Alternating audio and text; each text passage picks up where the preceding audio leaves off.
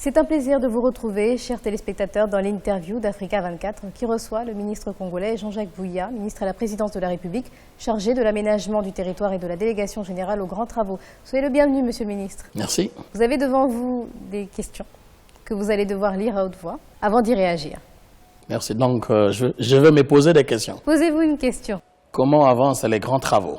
Là, un projet pharaonique qui a pour objectif, pour ambition, on peut dire, de changer le paysage congolais dans son ensemble. On peut dire que ces 15 dernières années, pour ne pas être exhaustive, on peut quand même ressortir 3 à 4 catégories, sinon 5 catégories de projets dans les secteurs importants, notamment les infrastructures de transport, les infrastructures d'énergie, des télécommunications, doper des infrastructures de base concernant la santé et l'éducation, ont permis de donner à la République ce qu'il faut pour que le peuple se retrouve.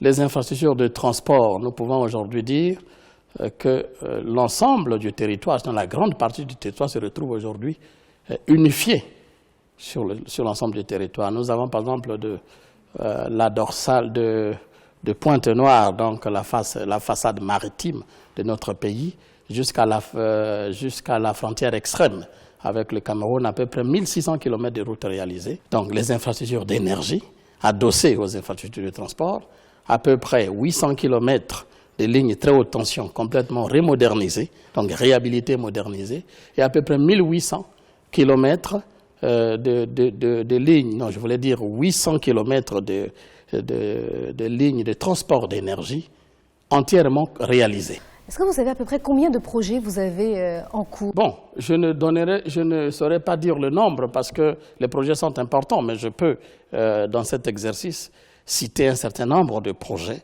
On peut dire que nous avons au moins une trentaine de projets d'envergure. Quand nous pensons que ce pays est un pays de transit, est un carrefour, il faut donner les atouts à ce carrefour. Donc la dorsale nord-sud, Brazzaville-Pointe-Noire, Ouesso, disons Pointe-Noire, Brazzaville-Ouesso, est un projet majeur. Un deuxième projet majeur, c'est le maillage de l'ensemble du territoire sur le boulevard énergétique. Donc, en construisant l'énergie, entre Pointe-Noire et Brazzaville, c'est déjà réalisé. Entre Brazzaville et la partie septentrionale du pays, jusqu'à Ouesso, c'est en cours. Certains vous reprochent, par exemple, d'avoir des projets qui sont surévalués. Est-ce que c'est le cas? Les projets ne peuvent pas être surévalués. Les projets sont d'abord étudiés. Il y a un cahier de charges, il y a un besoin. Après un cahier de charges, une étude réalisée, et l'étude nous permet d'avoir une estimation confidentielle qui permet d'apprécier le projet dans son importance. Et à partir de là, la mise en œuvre se fait valoir.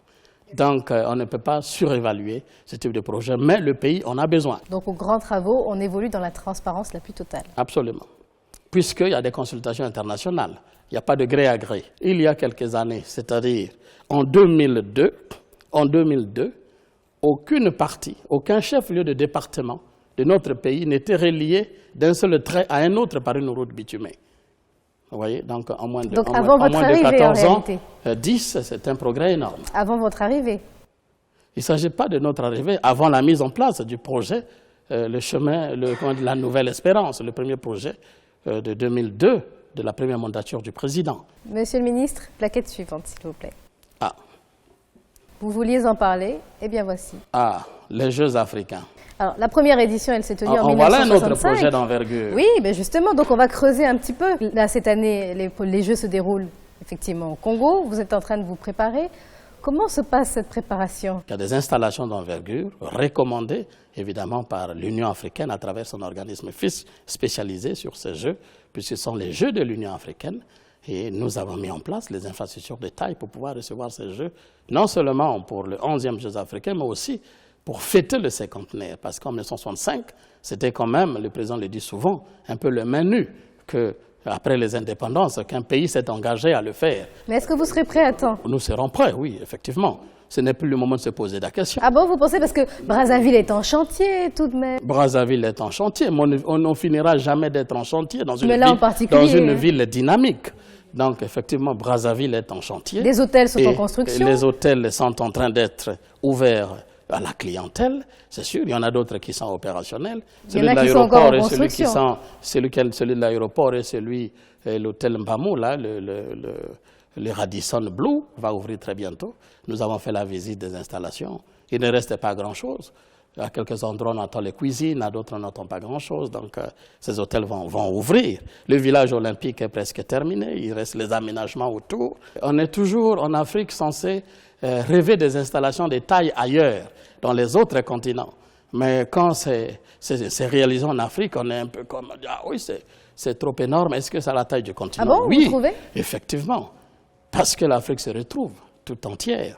C'est à la taille du continent, c'est aussi à la taille des ambitions du continent, parce que l'Afrique est le continent de l'avenir. Les complexes sportifs, dans le grand stade, à peu près 60 000 places, 60 500 s'il faut être précis, 60 000 places, c'est un grand complexe de commune mesure où on peut jouer les équipes dignes de ce monde, de partout, hein, peuvent venir et réaliser, et ça peut être là aussi une référence continentale pour le reste du monde. Et ceux qui vous ont aidé pour le faire, ce sont essentiellement, on a vu beaucoup aussi de partenaires chinois qui vous ont aidé à justement pouvoir atteindre cet objectif de réalisation. Il y a effectivement les installations sportives ont été réalisées par les partenaires chinois, et comme d'autres installations, comme les voies d'accès, ont été réalisées par des partenaires français et d'autres des partenaires chinois, bref, des partenaires brésiliens aussi. Est-ce que vous avez réussi justement à pousser ces partenaires chinois, parce que ça soulève parfois la polémique ici au Congo, à venir non pas avec leur main-d'œuvre et avec leur matériel, mais à faire travailler les populations locales? Nous avons fait davantage mieux,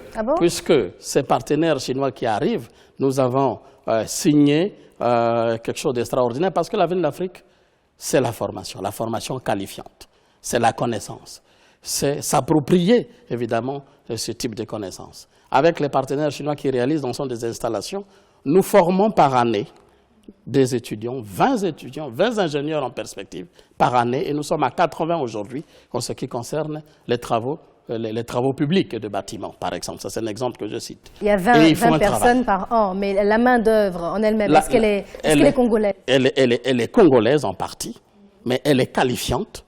Elle est aussi étrangère. En partie, c'est-à-dire, petite partie elle est étrangère non chinoise aussi. C'est-à-dire, elle bénéficie, même à la sous-région, elle bénéficie aussi à la Chine. Et progressivement, nous allons vers l'appropriation par le biais de la formation qualifiante. Et pour les matériaux, qui sont valables. Et pour les matériaux locaux? Effectivement, les matériaux sont locaux. Mais il s'avère que, par exemple, une caméra, on ne la trouvera pas ici. Mais du ciment, on peut en trouver ici. Le ciment, on peut même être heureux parce qu'on va peut-être être bientôt à la 3e, 4e, sinon 5e cimenterie. Il y a les cimenteries ici. Tout le ciment est congolais. Toute la ferraille aussi, pareil. Nous sommes en train de développer une zone économique spéciale industrielle à Maluku, où tous les matériaux de construction sont réalisés in situ, sur place. Et ce qui fait qu'un projet important, je ne peux peut-être pas parler de ça, l'eau pour tous, est réalisé avec l'ensemble des matériaux fabriqués au Congo, avec les partenaires brésiliens. Sera réalisé? Non, réalisé à l'heure actuelle. L'eau pour tous, l'ensemble des forages dans 2000 villages. 4000 forages dans 2000 villages. Donc tout le Congo? Dans tout le Congo, du nord au sud, de l'est à l'ouest, dans tous les villages. Et bien sûr, fort de ce succès, s'il arrive, parce que le Congo n'a pas que 2000 villages, c'est déjà 2000 villages répartis sur l'ensemble du territoire. Et quand vous arrivez, passer d'un village à un autre, oubliant un au passage, ou en faisant en sorte que celui-là attendra la prochaine phase, et vous avez un tollé général. Et on va passer à l'électricité pour tous aussi? Effectivement. L'électricité est déjà pour tous, mais qui évolue normalement. C'est un programme. L'électricité est pour tous dans son objectif. Pour tous, ça dépend des villes, ça dépend des quartiers. Dans son objectif, il est pour tous. Tous, pas tout le temps. Parce qu'il est pour tous, c'est décrété pour tous, dans son objectif. Mais les objectifs, on ne peut pas les atteindre le même jour.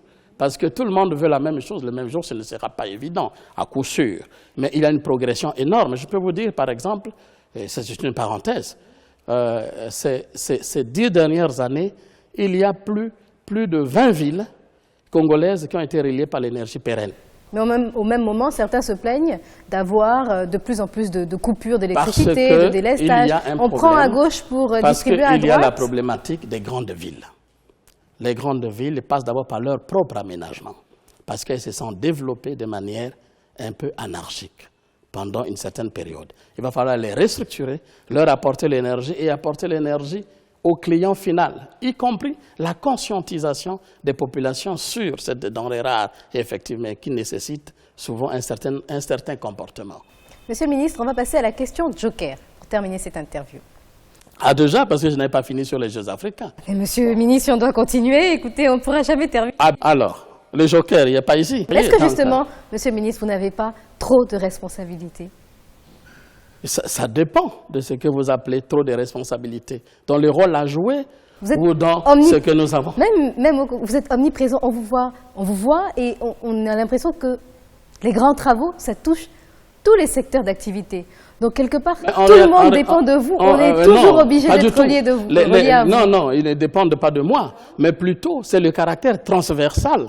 Parce que donner au pays les projets structurants, parce qu'il s'agit de structurer le pays. C'est ça l'aménagement du territoire. Quand vous voyez l'aménagement du territoire, je vais vous prendre un exemple pour nuancer avant de terminer cette histoire. L'aménagement du territoire, vous pouvez vous retrouver sur un territoire d'un espace donné, avec une dimension donnée, et vous vous rendez compte qu'il y a une très belle forêt. Très belle forêt, vous dites, elle est merveilleuse. Et puis vous touchez le sol, vous faites des analyses, la terre est tellement riche. Vous dites, mais c'est pas possible, je vais quand même faire l'agriculture ici. Et puis quelque temps, il y a un qui vient creuser, se rend compte qu'il y a les mines. Que faut-il faire? Et pourtant, il faut aménager le territoire. Certains disent, non, mais c'est beau, il ne faut rien couper, il faut préserver ce territoire.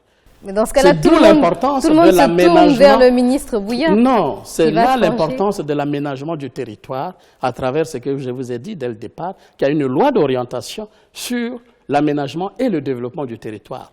C'est pour faire en sorte que tout cela soit harmonieux, équilibré et fonctionne en toute symbiose. Merci à vous. Merci, c'est moi qui vous remercie. Monsieur le ministre Jean-Jacques Bouya d'avoir accepté de répondre à ces questions. Merci beaucoup. C'était l'interview d'Africa 24 au Congo. Merci à vous, chers téléspectateurs. À bientôt.